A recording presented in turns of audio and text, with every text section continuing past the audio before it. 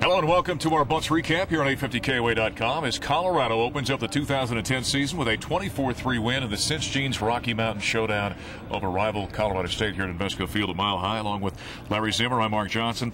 Zim, always a good way to start a season with a win, but in particular when it's over the Rams. A great way to start, and particularly when overall I think the team looked pretty good. Defensively, they were excellent. They really dominated the Rams and their young quarterback. Offensively, a couple of hitches, but they still got the job done. You put 24 points on the board, I'll take it. You always want to be good up front in football, both in the offensive and defensive side. Our partner, Victor Rogers, the former offensive lineman for the Buffaloes, that's the one thing that he continued to talk about. Right. It appeared that Colorado was dominating the line of scrimmage. That's got to bode well for the rest of the season. I agree, but they've got to grow. They've got to build on this game, particularly offensively. They still had too many penalties. They still had a couple of, they didn't pick up enough on third down conversions. Was it 5 of 13? I think you got to do better than that, but that's good. That gives them something to work on for that next week.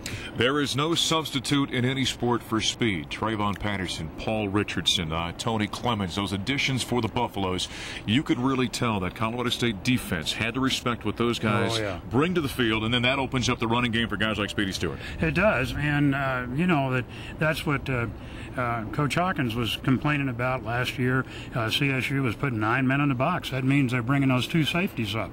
They couldn't do that today because they had to worry about that speed on the outside, no question. The Buffaloes are on the road next week. A little pre-taste of the Pac-10 as it stands right now, and ultimately the Pac-12 at Cal Berkeley. It's going to be a lot of fun against the Bears. Oh, I think so. It's a great experience out there to go to Berkeley. It's one of the old traditional stadiums in the nation, and I'm really looking forward to it. It's been probably 20 years since I've done a game there, so I'm really looking forward to it, Mark. One other thing before we leave, we ought to mention Scotty McKnight setting that record today, the all-time leading receiver for the Buffs.